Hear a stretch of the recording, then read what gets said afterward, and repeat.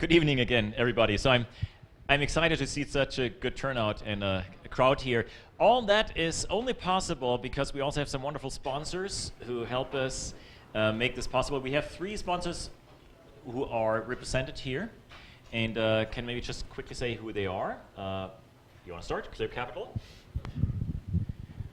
So I work for Clear Capital. Clear Capital is one of the nation's leading providers of real estate data, analytics, and valuations. Yep. We have. Okay, I'm Dick Schulze. Once again, I'm with the law firm Holland & Hart. Holland & Hart is one of the West's largest law firms. We're a general practice firm. I do intellectual property law. The closest office is in Reno, but you'll find us all over the Rocky Mountain West.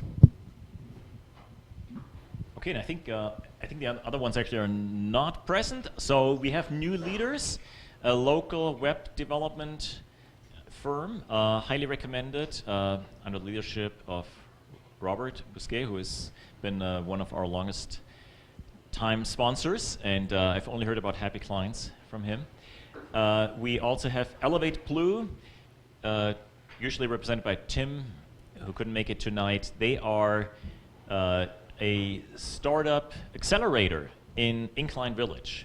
So another big piece of the tech ecosystem here, and they're sponsoring us. And then we have the Chamber of Commerce. Chamber of Commerce has this additional benefit that they allow everybody who is present here who feels like a member, because there's no official membership, you can only feel like a member of Tahoe Silicon Mountain, can actually attend chamber events for the member price, which is, for example, a breakfast tomorrow morning at. So, oh yes, here we have even a speaker. You will be speaking. So here you can see our speakers. You have. If your member is only $10, it's actually a real breakfast included. So yeah, so thank you, Chamber, for supporting us. And with that, our topic tonight is from science fiction to science facts. And I find this really interesting that not too long ago, whenever there was something from Mars, about Mars, it was always pretty much a joke. It was the Martians. It was like, yeah, at some point we're going to live on Mars and so on. And it just hit me recently that all of a sudden serious folks, of course Elon Musk and others are examples of those, make the point that, yeah, we should actually really do something about it, and there's a good point. And so it's not just fun and curiosity, it could be important for mankind. So that is exciting, and we will be hearing a lot more about this tonight. I'm thrilled to see that a lot of people with space connections in our audience. And our speaker has such a long bio that I have to have my paper here. I'm not going to read it all. Dr. Jamie Orr, she is first of all an entrepreneur helping startup companies, which is close to my heart, a physicist, and also an educator, teaching at various universities. Most notably for the region, she's the co-founder and CEO of Tahoe Mountain Lab, which is South Lake Tahoe's first co-working space. And those of us who have been around for a while know that co-working is something we've been talking about a lot, and now it actually is happening. It's happening here. It's also happening in South Lake. And so that is fantastic that you're part of that. She also has a great background in education. I love it because my younger son is at Cal Poly. That's also where she came from, with undergraduate studies in physics. Continued in Davis with master and Ph.D. in theoretical physics. And some of the topics that would be an entire talk to talk about just the title. So I'm skipping over those. And among other things that are good for the future of mankind is that she's on the board of directors for Sustainable Silicon Valley, which, and also was the co-chair of Silicon Valley Leadership Group Energy Committee. So all topics that are relevant for mankind, and so we are very interested in learning more about science, how science fiction becomes science fact, and of course the unofficial title for tonight is we go from Silicon Valley to Silicon Mountain and now to Silicon Martian. I think I'm good. Yep. Oh, you're good with the mic? I'm You're good to go. mic? Yes, yes. I've got the thumbs up. Yeah, thank you so much for having me. Thank you to Garrett for inviting me. When I got invited to speak, it was a little unclear as to which topic to speak about. I could speak about sustainability and energy. I could talk about my dissertation work where I was doing protein folding and doing silly things with amino acids. Now I do a lot of work with co-working and business incubation. But in talking with Garrett, we both recently read The Martian. I did play a stint at NASA Ames Research Center, although I was usually hidden in the basement working on the microscopes. And so I did get to spend a lot of time with the astrobiology group there, and really have always had a great appreciation growing up in the Bay Area near NASA Ames with the space program. So I thought it'd be a lot of fun to go ahead and talk about some of the real science behind The Martian. And the other thing is, anytime I can put Matt Damon in a presentation, it's a good thing. It's a good thing. So I do have a caveat in that I'm not an astronaut. Obviously, I'm here. A few other things. I will try to answer detailed questions as accurately as I possibly can. Do remember, I'm trying to give a broad overview of this topic just to really introduce those of you that may not be that familiar with it to the subject, and also to help you kind of start to realize what really is science fiction and what is science fact. So I think it'll be a lot of fun. So general outline, so I'm going to give a quick overview of The Martian. So how many of you have either read the book or seen the movie? Good. How many of you haven't?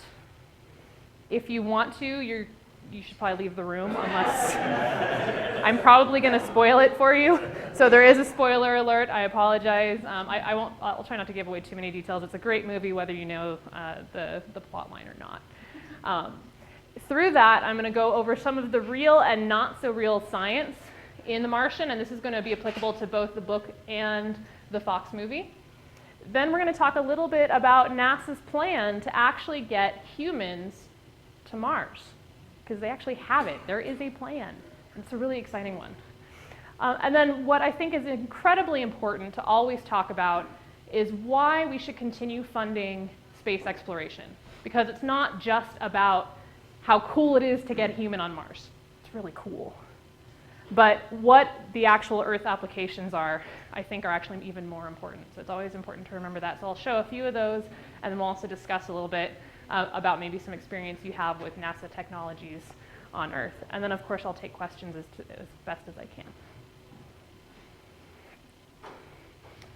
All right, so for a quick overview, The Martian, in the movie, it's played by Matt Damon. A lot of people have called it the castaway in space, which is a pretty accurate description. However, there's a few things that I particularly love. So this book was written by Andy Weir. He's a software developer who for a long time just wanted to write. And so he finally started writing. He wrote this book. He was the son of a particle physicist, so I'm a little bit biased. But it didn't get published. No one really wanted it.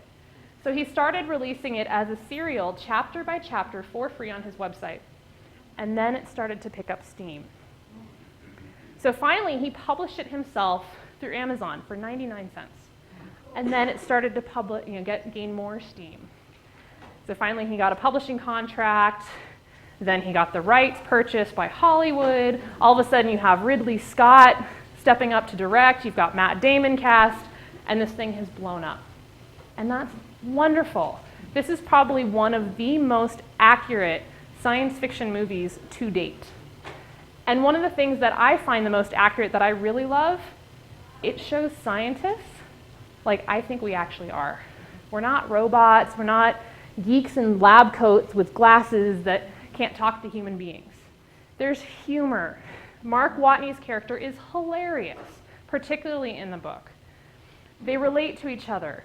Scientists, you get to see the close interactions when scientists are trying to solve a problem. You get to see how many people it takes to solve these problems. You get to see how long it takes to solve some of these problems, particularly when it involves space. And that's my favorite part. And so beyond the actual technical details, that's what I love about this. So general plot line. Mark Watney is part of the Ares 3 manned Mars mission. There's a giant dust storm, which we will talk about. His crew has to abandon and evacuate the planet. Some accidents happen. He gets left behind for dead. The problem is, he's not dead. He wakes up, he's got no communications, his team is gone, the lander's gone, so he's got no way off the planet, and now he all of a sudden is alone and has to survive on Mars. So eventually, NASA finds out that he's still there because he's cruising around, he's moving stuff, moving solar panels. He starts growing potatoes because they happen to have potatoes for a Thanksgiving meal. It was not planned. It was just NASA being nice. They didn't send him up there to plant potatoes. And there were some interesting things that he had to do in order to get fertilizer for the potatoes. So reuse is a very common theme. He has to actually survive being in a rover for 2,000 miles to get to a point where he can actually be rescued. And all this while, once NASA does figure out that he's there, they have to figure out a way to communicate with him. They then have to get him supplies before he runs out. They have to try to get him back before he dies. And there's all sorts of things that are trying to kill him. The entire planet is trying to kill him. So it really sets up this amazing thing. No monsters, no aliens, no ghosts, just space. And space is hard. Space is really, really hard. So one of the things that I like to do whenever I give a presentation, especially if I'm teaching a class, I don't like to sit up here and talk the whole time, because that gets boring. I would like for you guys to sit and talk about, just for a few minutes, why is space so hard? What are some of the biggest challenges that are faced by us trying to go off of Earth? So just kind of group up at your tables and try to come up with at least 5. So groups of like 4 to 5, and just spend a few minutes talking about it. And then we're going to come back where I want to get some reactions from those that are live streaming. Hi, everybody. So yeah, let's talk amongst yourselves.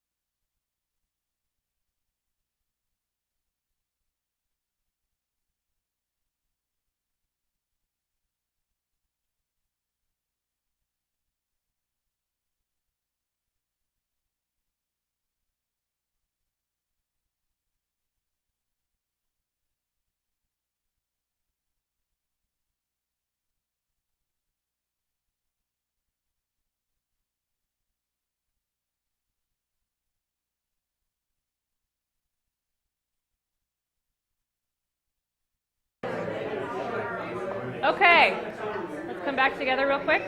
Thank you. You're a great class.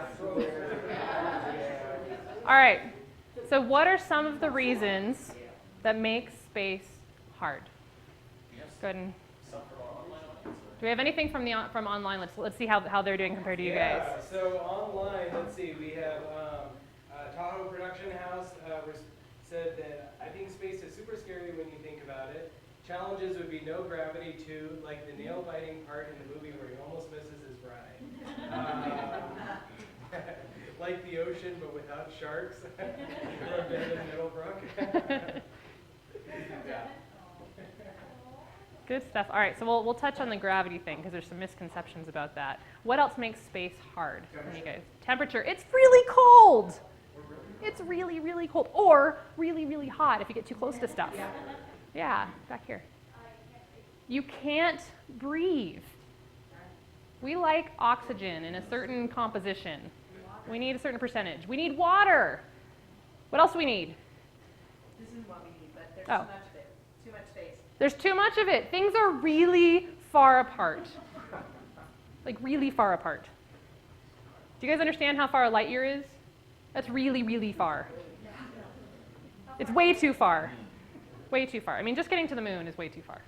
And we did that. There's no Safeway. There's no food. So getting food and supplies is really difficult. Over here. Communications, both technically and then any delays.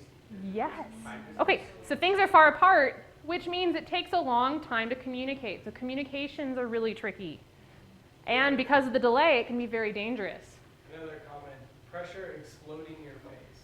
Explodey things. Yeah, so there's some pressure that the lack of atmosphere or differing atmospheres can pose an issue to our very Earth-friendly bodies.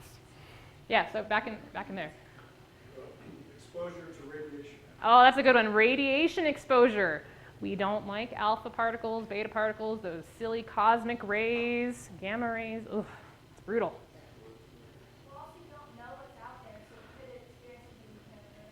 We don't know what's out there. We don't know if there's monsters out there. Maybe Alien's right. I don't know. I hope not. I like the Martian better than Alien. But yeah, space is hard. We have another one?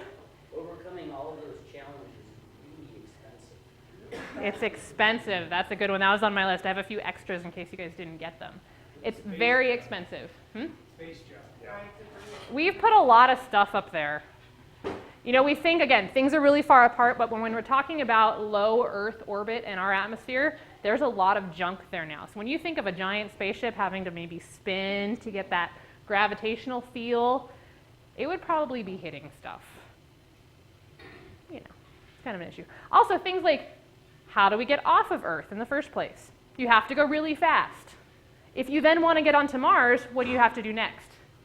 You have to really slow down. That's actually really tricky. Slowing down is actually harder than the speeding up part. We're pretty good at speeding up. It's the slowing down and braking to get back into an orbit that NASA is still working on currently. We're getting there. Good. Oh, it's lonely. What would it be like to spend months on a ship? Well, by yourself, for instance, if you're like Mark Watney and you get left on Mars, hopefully that won't happen. Or you're just with 2 or 3 other astronauts. So either it's really lonely or you're really tired of being around them. So there are a lot of psychological things that we have to study. Just the general health of astronauts. How are we going to do, as in terms of our body, in microgravity for an extended period of time? What if we have to send someone out for 2 to 3 years? What's that going to do to our bones? What if we get sick? What if we get hurt? What is it going to do to our eyeballs? These are things that NASA is really taking seriously and studying very closely. But we have to study these things before we can even get to Mars. One more. Lots of math. Yes, so all of these things require lots and lots of math, which I like. I really like math. I think it's the fun stuff. But it's very technical, and you have to be very precise. One seal breaks, again, getting sick. You switch the sign. You get the wrong units. Does anyone remember that problem? Yeah. Metric, American system. Yeah, you want to be consistent with your units.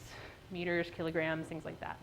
Yeah, one more? That's a good point you brought up because we've evolved to be where we are on this planet here right now. We have evolved to be here. When we go somewhere else, we're not designed for it. Yep, so we are not designed, we have not evolved for space. However, we're really smart. So this is something that we can overcome, and we're already doing it. right, so let's go ahead and dive into 9 real NASA technologies that are actually in the Martian. Number 1, the habitat, the good old hab. So here you have, from the movie, the habitation module that Mark Watney lovingly calls the hab. Sometimes not so lovingly because it also tries to kill him. Now, NASA's Human Exploration Research Analog, which has been moved out of the deserts of the southwest United States into the Johnson Space Center, and is actually being utilized to test for deep space exploration. So astronauts can go in to the hab where they can study group dynamics because they might be in there for 14 days. So see how they do with that. The hygiene modules, they can test out all of the equipment. So you get a really good full-scale simulation of what it's going to be like in space having to live in one of these for a long period of time. This is also used to train astronauts for the International Space Station, which is our next big testing ground. So the next tests that they're going to start doing are actually stays of up to 60 days with 4 people in this little 2-story hab. So again, that idea of being around people that you have to really get to know them and really trust them. All right, number 2. Mark Watney made potatoes with his own fertilizer. I'll leave it at that. I'll try to keep it clean. But yes, there were no, microbes and biomes on Mars to start with, so he had to make them. We have the same issues in the International Space Station and the same issues on any planet that we'd actually like to land on for long periods of time. Currently, the International Space Station can get cargo ships. Has anybody been following SpaceX? So we actually have the first commercial cargo rockets serving the International Space Station, and they did it. They're getting stuff there. That's incredible. That's a huge advance in and of itself. But that's just for the space station. That's in low Earth orbit.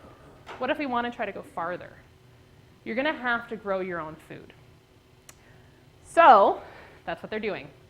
They have this thing called the veggie. That's actually, it's called the veggie. And guess what it does? It helps them grow veggies. So the first thing that they've grown is this red lettuce. And they've eaten it. You can find videos on YouTube. It's great. NASA does a great job of documenting everything. But basically, it tells you when it needs water. They have sensors to help you figure out how much. And guess what? Yes, those sensors are being used commercially on Earth. It also has a scrubber called an aericide that cleans out ethylene from the air around it that was trying to kill off some of the plants because they're producing the ethylene. It also ended up killing off some other bacteria and fungi and all sorts of stuff. So that also is being used on Earth. So when we get to that part when I talk about products and Earth applications, here's some recent ones. Let's see if this actually works. So water is definitely a big deal. Oh, come back. Why is it not playing?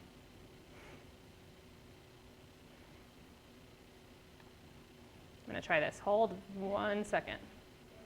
This is not NASA technology here. Is that Mars? So as this pulls up, on the International Space Station, not a single drop from tears, from sweat, from urine, nothing is wasted.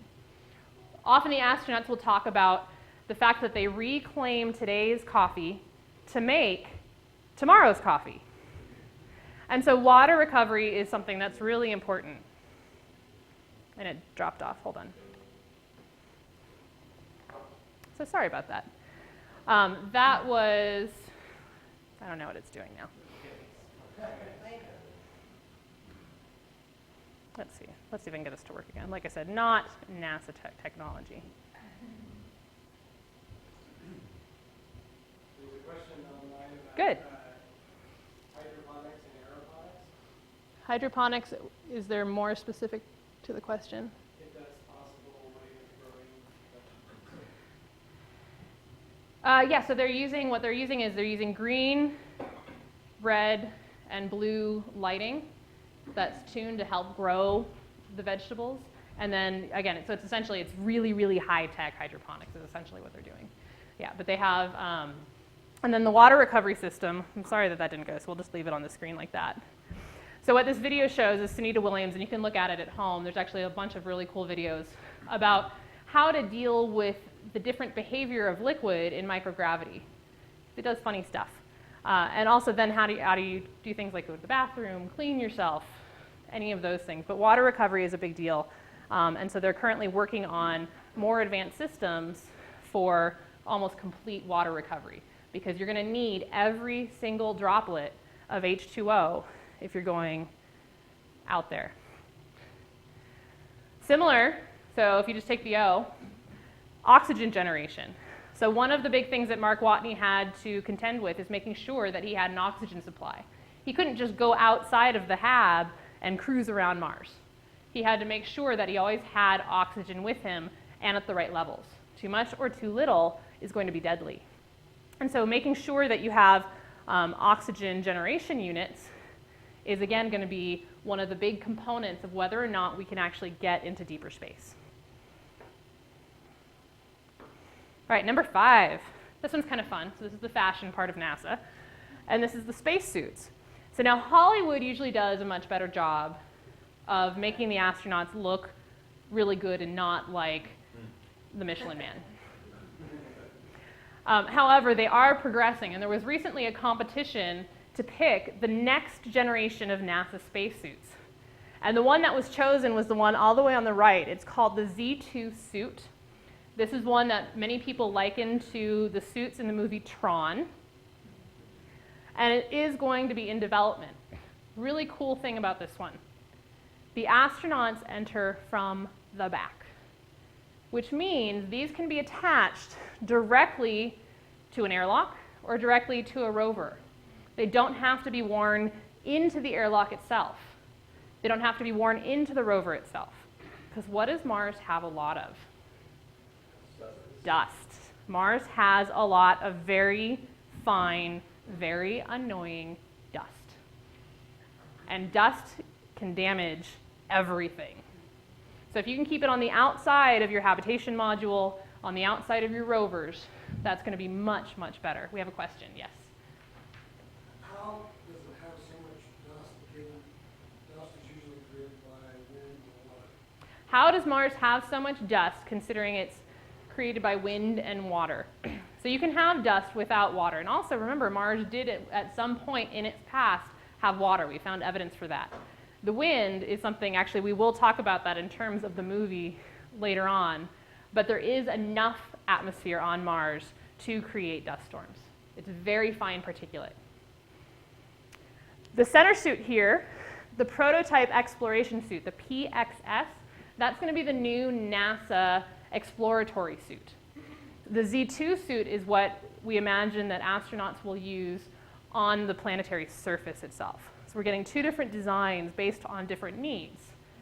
Extra cool portion of these, a lot of these components are going to be 3D printed to the astronaut-specific dimensions. Question? I think this is from the previous slide, but Keith wanted to know if you could generate water. Keith Thomas from online wanted to know if you could generate water by having hydrogen and oxygen.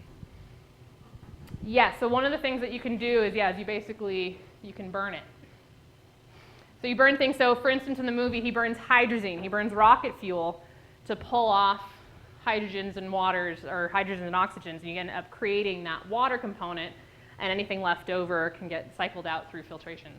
And so that's actually pretty accurate. That was not something that they flubbed on in the movie.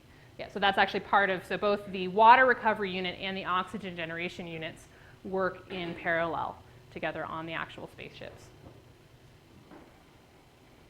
Good, number 6, so the rovers. So again, in the movie and in the book The Martian, Mark Watney gets up close and personal with his rover because he does have to travel 2,000 miles for the site where he's hoping to get rescued. And so, actually there's not a lot of difference in terms of the concepts. The movie producers really tried to honor NASA current designs and mimic them on a much smaller budget, which is hard to believe when you're thinking about Hollywood. That NASA's budget is actually much larger, but these also have to work. So you have right here what they're testing out currently are these multi-mission space exploration vehicles, the MMSEVs, because NASA loves its acronyms. On the left, you have the MAV, the Mars Ascent Vehicle from the Martian. Some neat features of the MMSEV. This is both for the planetary surface and can be used in space. So this thing can actually fly as well. So it's designed to be both a lander and a rover. And how are they powered? They can be powered through a number of different things, which I'm about to get to. So when we're talking out in space, we're talking ion propulsion, and I'll also touch on solar panels and the nukes. So when we're talking about long distance, one of the most promising and useful technologies for human deep space exploration that's already being used for a lot of satellites is ion propulsion. And one of the reasons this is so useful is because it is about 90% efficient in terms of its fuel consumption. Traditional rocket fuel is about 35%, and it's also really heavy. Because part of the problem, remember, you have to be able to go really quickly to get off a planet, and then you have to be able to slow down really quickly to get back on. So that actually ends up using a lot of fuel. The more fuel you have, the more weight you have. The more weight you have, the more fuel you need. So really maximizing efficiency around the fuel usage is going to be another key feature. So I am not going to go too deep into this. It just was a really pretty slide on NASA. So I did want you to at least be able to see the general technology of ion propulsion.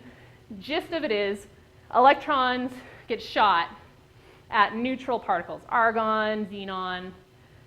When they hit it, they turn them into an ion, either by stripping or adding an electron. So the neutral atom becomes either positively or negatively charged, hence ion. That means it's all of a sudden can be electrically manipulated. So you have these grids that can pull and push those now charged ions one way or another. So the net result is they get pushed out into this ion beam. The ion beam, it's pretty slow. But if you have it on for a really long time, you're going to pick up speed eventually. You have a constant acceleration over a very long distance because remember, space is really big. And so that's been used really well so far in a lot of the satellites. All right, so another form of power that can be used both on the ships and on the ground for energy generation is solar panels. This is probably what people are most familiar with in terms of the technology that was used. So I don't think anyone doubted that this was being used in the movie accurately, because it is. Biggest danger again, what is there a lot of on Mars? Dust. What do solar panels not like? Dust. Yeah, so efficiency in terms of the solar panels when exposed to a lot of dust definitely goes down, but it doesn't ruin them, it just makes them less efficient. So, I mean, solar panels have been used for 40, 50 years for NASA purposes, and for several months, maybe a couple of years, on the International Space Station with really great use. They actually have enough solar panels on the International Space Station to power 40 average homes with electricity. They don't need that much, but it's for redundancy. All right, these were the fun ones. Oh, we have a question. Are the solar panels, are they pretty much commercial quality? Or Is there? They are the highest commercial quality. Okay, but Yeah. but other than that, they're pretty much we would recognize them as a normal. Yes. Yep. So Solar they're the panel. highest grade that you're going to find because, of course, you want things to work the best possible when you're in space. But they are commercial grade, and you know if you want to pay for them and use them on Earth, you can. There are commercial productions. They're just really, really expensive. That's an entire talk on its own. So another really common way to power things, because again, you need to be able to do stuff. If you're in space, you want to be able to maneuver. You want to be able to, run lights and tests and labs and your oxygen generators and your water recovery.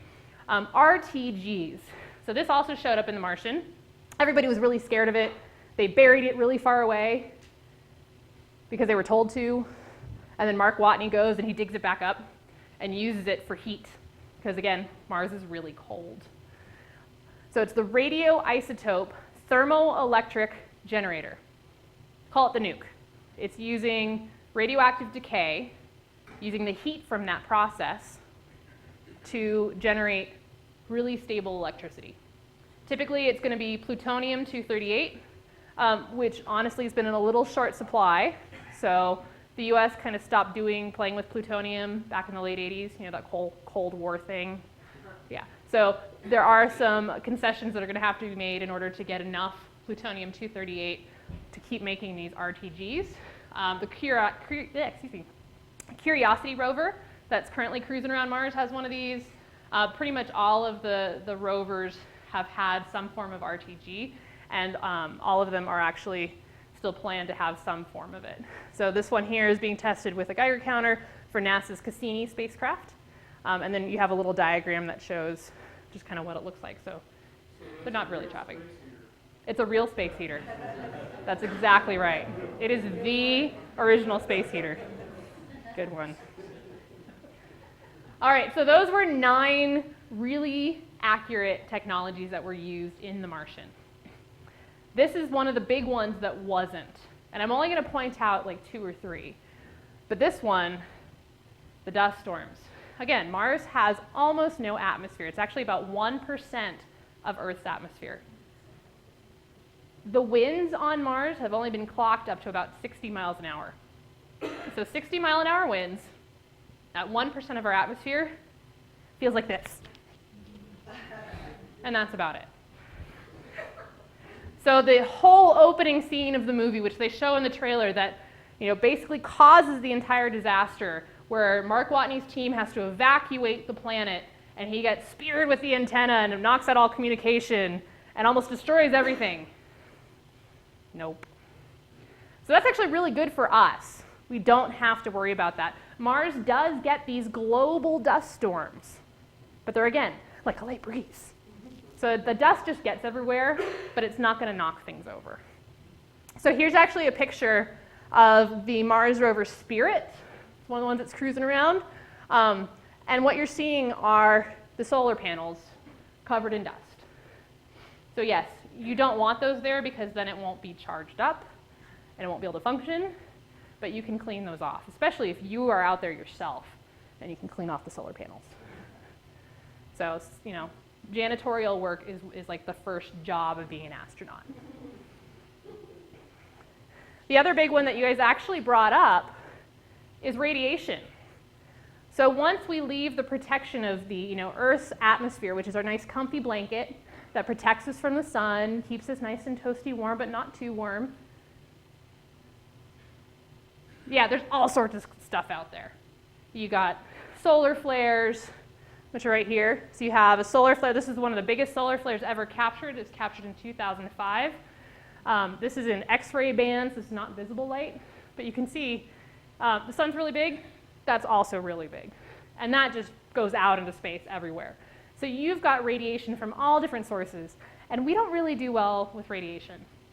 So the RTGs, that decaying plutonium, that actually usually produces alpha particles, which is actually one of the more benign forms of radiation. It really can't get into your skin too deeply. You can put like a layer of plastic and you're good.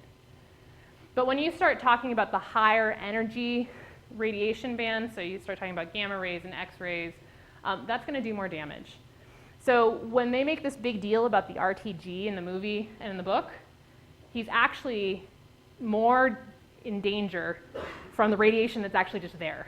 And so when they also show this beautiful spaceship that the whole crew is on, with all those windows, what we're assuming is that 20 years from now, they have developed materials that are going to be much more resistant to natural space background radiation than what we have now, because that's what probably the biggest danger is in space, just radiation. Do we have some questions? I was told they would have to seal restaurants and So this is where we are. Have to seal the astronauts in about 50 feet of water in order to protect them from a lot of this ambient. Water is an excellent barrier to radiation in terms of radiation protection. So water, things like lead, there's other materials that are being developed that are thinner, lighter, easier. Again, don't take so much fuel to get up there because water's really heavy too. Question from online. From online, will the new rover have automatic dust-off capability? They actually just released the guidelines for the 2020 rover, and I didn't look too deeply into it because there was a lot of other stuff to cover, but I would hope so. The solar panels themselves, any work on removing dust from those? I think They can, I mean, just from general motion, they can, yeah. Ionization or reverse ionization, something like that? Just blow it off. Yeah, so you can. So, you know, the dust also on Mars, again, because of effects of the atmosphere, ends up being really electrostatic. So just imagine walking through a dust storm of packing peanuts and how that just sticks to you. That's kind of what it's doing. So yeah, so if you reverse the ionization, you can essentially spit them off. And so that's something, just a little bit of electric charge in the opposite direction can do the trick. I'm not sure exactly which technology they're using, but that's something that you can definitely find. And I think UC Davis has robots that clean their solar panels that the students at UC Davis created. And so they drive along a little solar panel ledge and they clean the panels as they go. Yep, so robots designed to clean the solar panels, again, a really good application of the technology. Good. All right, so now that we've talked about a lot of what's in the Martian and kind of, you know, Andy Weir's vision for what the 2030s might look like in terms of space travel, I want to share a little bit about what NASA thinks is actually going to happen. So NASA recently released their entire plan for Journey to Mars. And this is part of a directorate that was approved in 2010. It's also in alignment with a global exploration program that is 12 different space agencies agreeing on how to expand human presence in space. So it's really cool. 12 agencies working together. Again, being in Tahoe, we know that's really not very common. So this Journey to Mars is a beautiful graphic, and we'll go into this. I have one on the other slide. But the general idea they have is they have 3 phases on our journey to Mars. The very first phase, which you see up in the top there, it says Earth Reliant. So that's talking about missions that are 8 to 12 months in length. So think about the current missions that astronauts are going on the International Space Station, and that the return time to home is only a few hours. The next phase is called the Proving Ground. And this is where I believe the space agencies are really going to shine. This is where a lot of scientists, thousands of them, are really tackling this challenge. So in the Proving Ground, you've got missions that are, again, still about 1 to 12 months. But we're going farther away. We're actually going and focusing on what's known as the cislunar area. So it's basically around the moon. The return time is going to be days. So we're going back to that era where we went to the moon, but we're going to be just cruising mainly around it because there are a lot of staging orbits that will help line us up for deeper space orbits. And then finally, we're hoping to get to Earth independent. These missions, 2 to 3 years, return time, months, and this is where we're actually trying to get towards that Mars transit habitats. So we actually want ships like Hermes out near Mars, and we want astronauts that are able to survive out there, because that's what's going to prep us to actually then take transport down to the surface. So is that basically the satellites around Mars? Human, so manned satellite, actually manned ships. Yep, I mean, so in addition, there's going to be landers and orbiters also doing constant monitoring, constant research, but also actual manned missions to the Mars orbit in preparation for going to the surface. And again, this is the goal for this is the 2030s, about 20 years from now.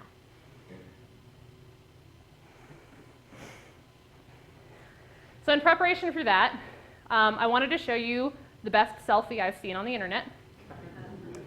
Does anyone know who that is? Probably should know. That is Curiosity.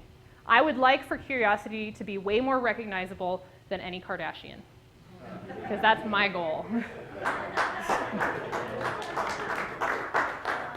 But can you believe that we've actually been exploring the surface of Mars for 40 years? So we had the first close-up image of Mars over 50 years ago. We actually started getting an idea of this dusty, desolate atmosphere. Now we've got Curiosity taking selfies, basically on vacation. So we have all of this robotic experience.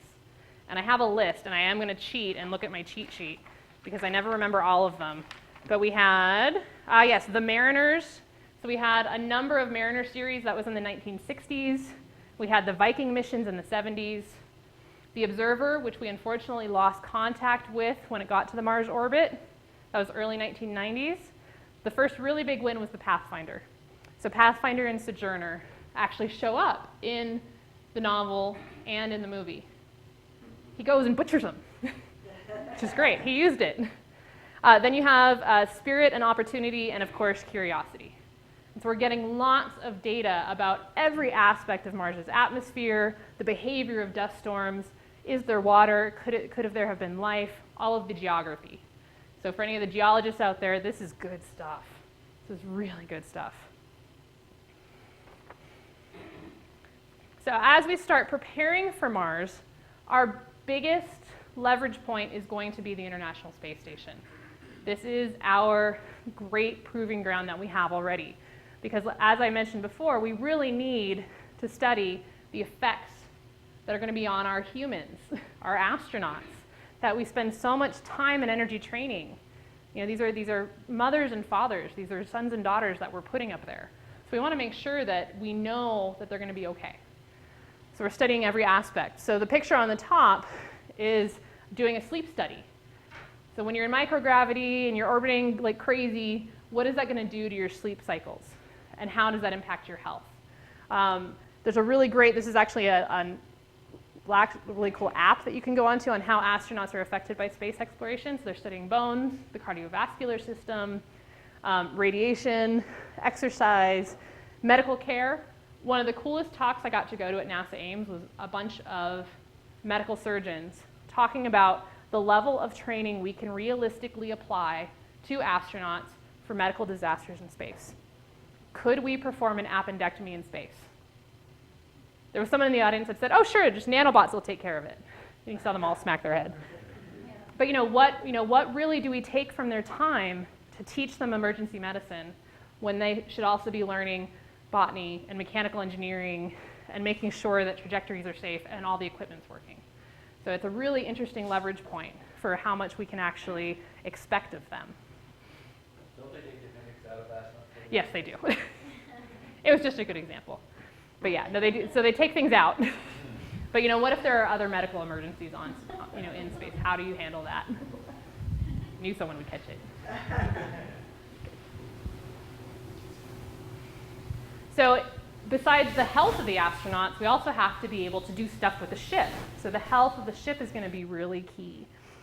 So here, in his hand, it looks like a bone, but it's actually a 3D printed wrench designed by NASA engineers on Earth, emailed to the astronauts, and then 3D printed on the International Space Station using the Made in Space 3D printer. Wow. So like I said, the suits, a lot of the parts of the suits are going to be 3D printed to the specifics of the astronauts. You don't have to produce them in advance. You can make them. I would get my own based on my measurements. And, Joe here, go ahead and stand up, Joe. Sorry, I told you I'd call you out. All right. Not the same suit. So we're going to have different 3D printed suits. And then also, of course, again, things like testing those ion propulsion engines, testing all of the mechanical features. How do they handle on Earth, and then how do they handle in space? So the International Space Station is going to be our proving ground for all of that. How will they know what materials to take along to print with? The ones that work, and the ones that are the lightest. So typically 3D printing is used in plastics at this point, but it can be done in other things depending on what type of manufacturing you use. That's a different topic. Yeah. That's one of our companies in Main Street. I know, I was going to point you out. They're very much exploring materials. They're also, it's a closed circular economy, so you can reuse those materials. Yes, so the materials, as Robert was saying, are reusable. So again, that's really good. Anytime you're dealing with things in space, you don't want to have to use them once and then throw them out. We don't want more space junk, but also researching different materials for lighter weight, better tensile stress and strain resistance. So really good doing these. I actually have one of my former students is with Made in Space, so I'm quite fond of them. You also need to eat. And now I'm not suggesting that anyone eat a zinnia, but that's what they actually just grew using that veggie thing I told you about. They were able to grow zinnias on the space station in microgravity.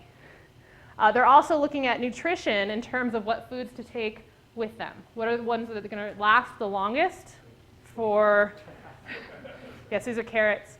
They're talking about, can they take oranges, potatoes, things like that. So again, what are the lightest weight, the longest lasting, and the best nutritional bang for the buck for the astronauts? And also, what are they going to be able to grow? So the whole idea about being able to grow things in space is an incredible field all on its own. So there's a huge agricultural component to this that a lot of people don't think about. When it comes down to it, we have to get there. And so NASA is currently working on the design for the SLS. Anyone want to know what that is? Space Launch System. It's not very exciting. So the SLS and then the Orion is the actual manned module. So this would be loaded on top of the rocket, and then you get blasted off into space. This will be the most powerful rocket we have ever produced. So it's really exciting stuff. So that will actually get us out there with enough speed and enough brakes. So the complicated stuff, and don't worry about trying to read all this, but it did need to be included, is how do we make the decisions to actually get there? So if science says we can do it, that's one thing. But policy has to let us, because policy dictates the money. So some of the decisions that have already been made and are underway, so the International Space Station, good to go through at least 2024. That was a huge thing. It's not going to get shut down. Cargo infrastructure through split mission, so getting cargo in things like the SpaceX trips and getting that out there. That's already underway. Decisions for the next few years that are in work now, so figuring out what are the in-space transportation systems, so those ion propulsion engines, things like that. Future Mars robotic precursor missions, so the 2020 Mars rover. Let's see what the new technology does on the rovers before we attach it to a human being. And then decisions under study that need to be made in the next decade. So select initial human missions beyond the proving ground, so going beyond that moon.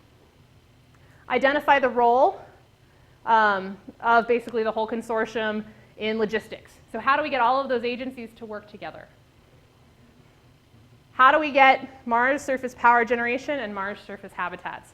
So if we can get them there, how are we going to make sure that they can live, do some cool stuff, and then get all the way back? And then I promised, all of this ends up helping our lives in ways most of us don't even realize. My personal favorite is the freeze-dried ice cream. But freeze-drying foods is something that was really developed and made feasible by NASA. How many of you knew that the cochlear implant was based on a NASA technology? Anybody? About the insulin pump. So all of these things were based on technology developed for space. Command line just represents software. And lots of it. So much software. Software, hardware, programs, so much of it is open source. And so that's really furthered our understanding of things like GIS and just how to get communication strategies going, all of that. So that was my general just, hey, look, command line. Water filtration. This is a picture from Chiapas, Mexico. They don't have access to clean water. But using the same water filtration technology that's in the International Space Station, they do. This is actually starting to be used in larger scale buildings. NASA Ames at Moffett Field, if you ever get a chance to go down there, has a beautiful building called Sustainability Base. It's a commercial building that utilizes NASA technology all throughout it to be one of the most efficient commercial buildings on Earth. It is so cool, and it's really pretty. So, because not only, again, NASA technology is focused on human health, too. So it's pretty, has natural light, uses plants for indoor air quality, it uses the water filtration, so it's efficient and it's cool. Question from online. Actually, personal comment. Personal. NASA recently Has started licensing their patent pool. So if you can actually, there's a website you can go on. You can view the summary of each patent that NASA holds, and then you can work out an arrangement to license that patent and be the sole user of that patent for non-NASA applications. Space certified. Some of the things included like hydration systems for mountaineers that are, hydration systems that are heated so that they don't freeze up when you're mountaineering, all the way to things with power generation. That's right, yeah. So a couple examples of that. There's actually a water recovery system company that has licensed that technology based in Sparks. There's another one based at the University of California, San Francisco. It uses basically pressure suits to help keep women from hemorrhaging during birth. And so that saved thousands of women's lives. And that's all NASA certified technology. And there's actually a really great resource to find that. They do a publication called Spinoff. They publish it every year. They also have everything on the website. You can search for it. You can actually type in Mars and see all of the technology that was used to further the Mars mission that is now being used on Earth. And so this, dates back since the inception of NASA. And then also, if you haven't been on their website, every single slide, every single thing I've showed you is available on the NASA website. They do the best job of promoting themselves, at least through their website. Their articles are great. Their videos are awesome. Their astronauts are amazing. So I would highly encourage you. And if you ever need help finding any of this information, you can always email me at Jamie@Tahoe Mountain Lab. So I'm happy to take questions.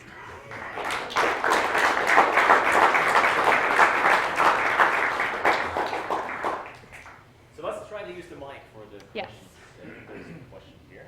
Where was that building? Wait a second. You just mentioned a building. Where was that location? NASA Sustainability Base is located in Mountain View at Moffett Field. It is actually, I'm allowed to give tours. So one of the things that I've been talking with their director is actually getting a Tahoe group together. So I'll work on that if there's interest. Yeah, field trip.